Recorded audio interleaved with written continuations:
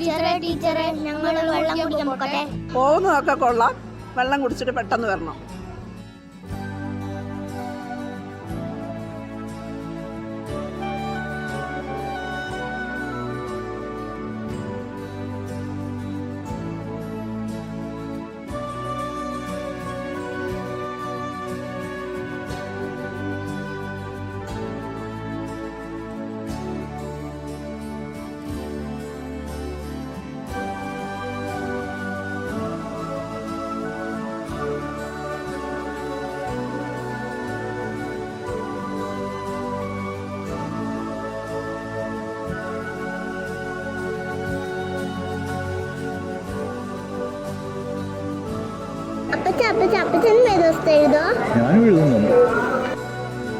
ഇതെന്നാ ഈ എല്ലാവരും വേദപുസ്തകം വായിക്കുന്നത്?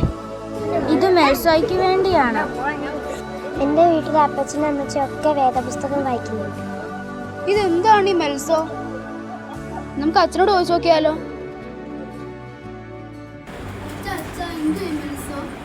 മക്കളെ, ഞാൻ പറഞ്ഞുതരാം. നമുക്ക് ഒരുമിച്ച് പള്ളിയിൽ പോയിരുന്ന് പറയാം കേട്ടോ. എന്നോട് പോരും.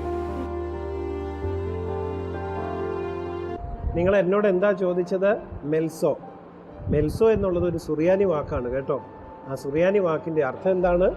വചനം. മെൽസോയുടെ അർത്ഥം വചനം. ആ പേരിലെ കോട്ടയം ഭദ്രാസനത്തിലെ സൺഡേ സ്കൂൾ ഒരു വലിയ പ്രോഗ്രാം നടത്തുന്നുണ്ട്.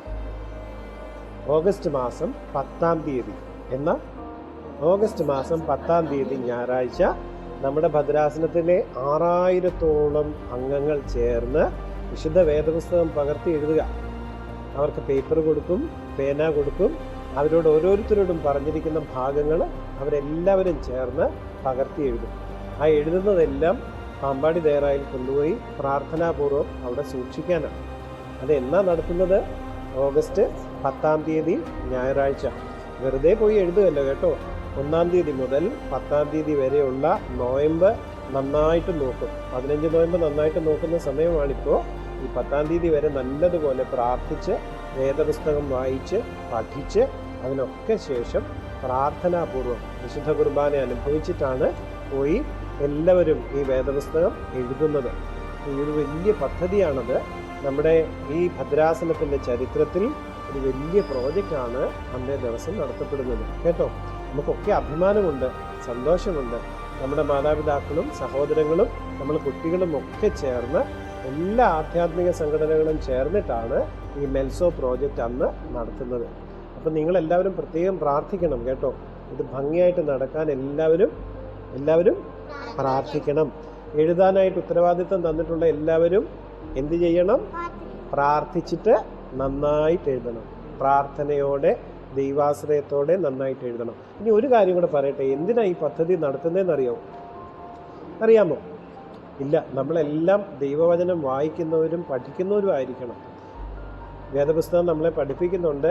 നിന്റെ വചനം എൻ്റെ കാലിന് ദീപവും ബാക്കി പറയാമോ? നിന്റെ വചനം എൻ്റെ കാലിന് ദീപവും എൻ്റെ പാതയ്ക്ക് പ്രകാശവുമാകുന്നു അല്ലേ? അപ്പോൾ ഈ ദൈവവചനമാണ് നമ്മുടെ കാലിന് ദീപം, നമ്മുടെ വഴിവിളക്കാണ് ദൈവവചനം. കർത്താവ് നമ്മോട് സംസാരിക്കുന്നതാണ് അല്ലേ?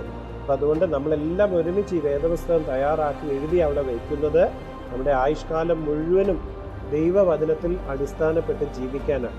അതുകൊണ്ട് അർത്ഥപൂർണമായ വലിയൊരു പദ്ധതിയാണിത്.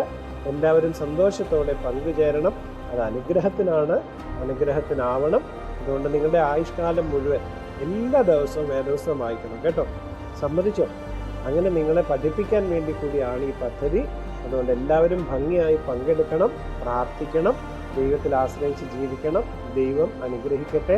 നമുക്ക് ആ വാക്യം ഒന്ന് ഒരുമിച്ച് പറയാം. നിന്റെ വചനം എൻ്റെ കാലിന് ദീപവും എൻ്റെ പാതയ്ക്ക് പ്രകാശവുമാകുന്നു. അപ്പൊ എന്നോട് ചോദിച്ച ചോദ്യത്തിന് മറുപടി കിട്ടിയോ? മെൽസോ എന്താണെന്ന് മനസ്സിലായോ? അപ്പൊ മെൽസോയുടെ അർത്ഥം എന്താണ്? വചനം. Very good. ദൈവം അനുഗ്രഹിക്കട്ടെ. സന്തോഷം കേട്ടോ. അപ്പൊ അതുകൊണ്ട് നിങ്ങൾ എന്ത് ചെയ്യും? എല്ലാ ദിവസവും വേദപുസ്തകം വായിക്കാൻ തയ്യാറുള്ളവരൊന്ന് കൈപൊക്കിക്കേ. Very good. ദൈവം അനുഗ്രഹിക്കട്ടെ. സന്തോഷം.